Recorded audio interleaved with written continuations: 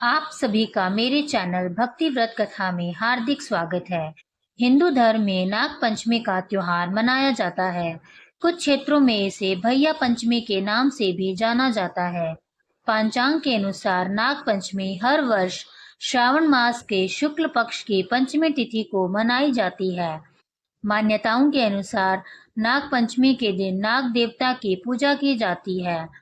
माना जाता है कि इस दिन नाग देवता को पूजा करने और शाम को दूध पिलाने से जीवन में सौभाग्य और समृद्धि आती है।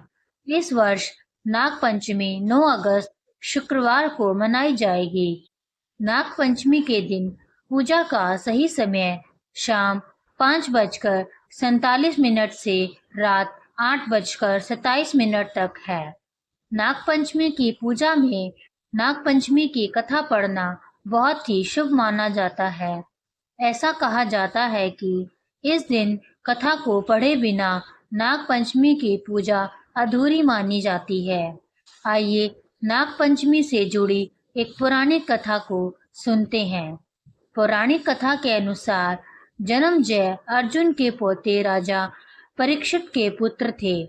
जब जन्मजय को पता चला कि सांप के काटने से उसके पिता की मृत्यु हो गई है, तो उन्होंने बदला लेने के लिए सर्प सत्र नामक यज्ञ का आयोजन किया। ऋषि आस्तिक मुनि ने नागों की रक्षा के लिए श्रावण मास के शुक्ल पक्ष की पंचमी के दिन यज्ञ बंद कर दिया था। इस कारण तक्षक नाग के बचने से नागों का वंश बच गया। आग के ताप से नाग को बचाने के लिए ऋषि ने उन पर कच्चा दूध डाल दिया था। वहीं से नाग देवता को दूध चढ़ाने की प्रथा शुरू हुई। तभी से नाग पंचमी मनाई जाती है। नाग पंचमी की एक अन्य कथा भी बहुत ही प्रसिद्ध है। प्राचीन काल में एक सेठ जी के 7 पुत्र थे और सातों के विवाह हो चुके थे। सबसे छोटे पुत्र की पत्नी श्रेष्ठ चरित्र की और सुशील थी, लेकिन उसका कोई भाई नहीं था। एक दिन उस घर की बड़ी बहू ने घर लीपने के लिए पीली मिट्टी लाने के लिए सभी बहुओं को साथ चलने को कहा, तो सभी एक साथ डलिया और खुरपी लेकर मिट्टी खोदने के लिए निकल पड़ी।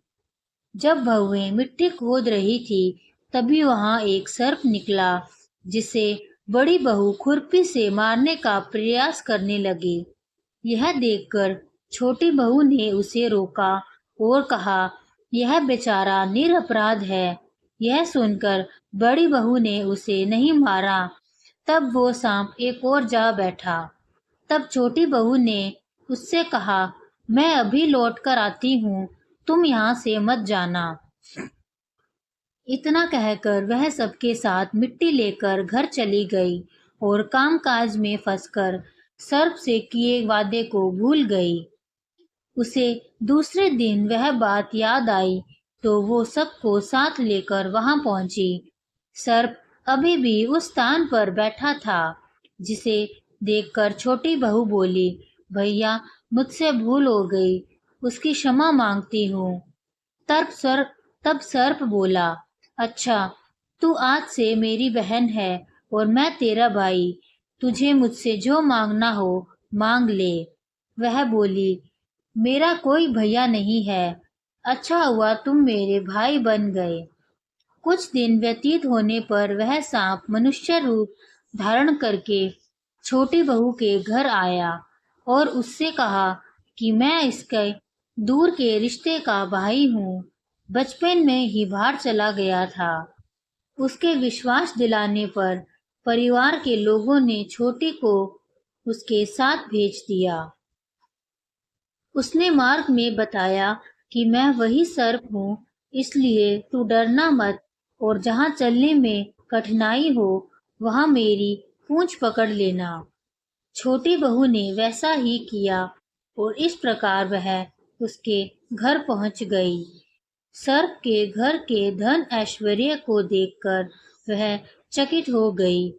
इस तरह से वो उसके घर में रहने लगी। एक दिन सर्प की माता ने उससे कहा, मैं एक काम से बाहर जा रही हूँ, तू अपने भाई को ठंडा दूध पिला देना। उसे इस बात का ध्यान नहीं रहा और उसने सांप को गर्म दूध पिला दिया, जिससे उसका मुख जल गया। यह देखकर सांप की माता को गुस्सा आ गया, परंतु सर्प के समझाने पर वह चुप हो गई। तब सर्प ने कहा कि बहन को अब उसके घर वापस भेज देना चाहिए। तब सर्प और उसके पिता ने उसे बहुत से सोना, चांदी, जवाहरात, वस्त्र भूषण आदि देकर घर पहुंचा दिया। इतना ढेर सारा धन देखकर बड़ी बहू को उससे जलन होने लगी और कहने लगी कि तेरा भाई तो बड़ा धनवान है, तुझे तो उससे और भी धन लाना चाहिए। सर्प ने जब ये वचन सुना तो उसने सब वस्तुएं सोने की लाकर दे दी। यह देखकर बड़ी बहू ने कहा, इन वस्तुओं को झाड़ने की झाड़ू भी सोने की होनी चाहिए। तब सर्प ने झाड़ू भी सोने की लाकर दे दी। सर्प ने छोटी बहू को हीरे मणियों का एक अद्भुत हार दिया, जिसकी प्रशंसा उस राज्य की रानी ने भी सुनी और वो राजा से बोली कि सेठ की छोटी बहू का हार मुझे चाहिए। राजा ने मंत्री को आदेश दिया कि उससे वह हार तुरंत ही ले आओ। मंत्री ने सेठ जी से जाकर कहा कि महारानी जी छोटी बहू का हार पहनेगी, वह हमें दे दो। सेठ जी ने डर के कारण छोटी बहू से हार लाकर उन्हें दे दिया।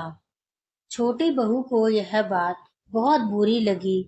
उसने अपने सांप भाई को याद किया और उससे प्रार्थना की कि भैया, रानी ने हार छीन लिया है, तुम कुछ ऐसा करो कि रानी वो हार पहने तो वह सर्प बन जाए और जब वह मुझे लौटा दे तब वो वापस हार हीरों और मणियों का हो जाए। सर्प ने ठीक वैसा ही किया। जैसे ही रानी ने हार पहना, वैसे ही वह सर्प में बदल गया। यह देखकर रानी चीख पड़ी और डर गई। यह देखकर राजा ने सेठ के पास खबर भेजी कि छोटी बहू को तुरंत भेजो।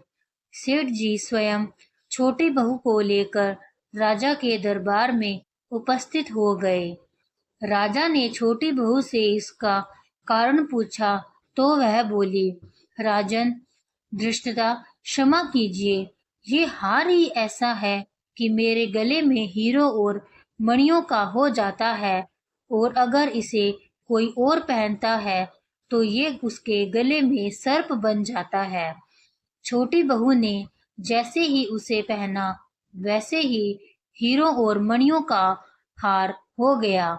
यह देखकर राजा ने प्रसन्न होकर उसे बहुत सी मुद्राएं भी दी और पुरस्कार भी दिया।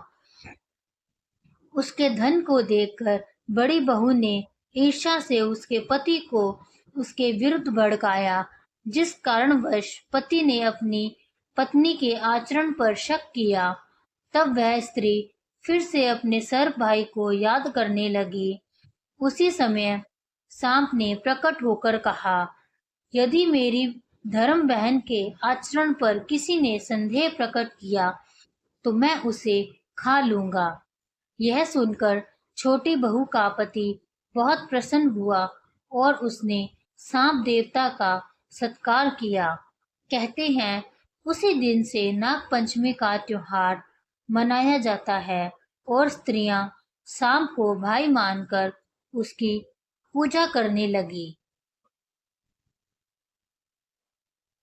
आपको यह कथा कैसी लगी कमेंट्स बॉक्स में ज़रूर बताना और मेरे चैनल को सब्सक्राइब करें, लाइक करें और इस वीडियो को शेयर करें। धन्यवाद।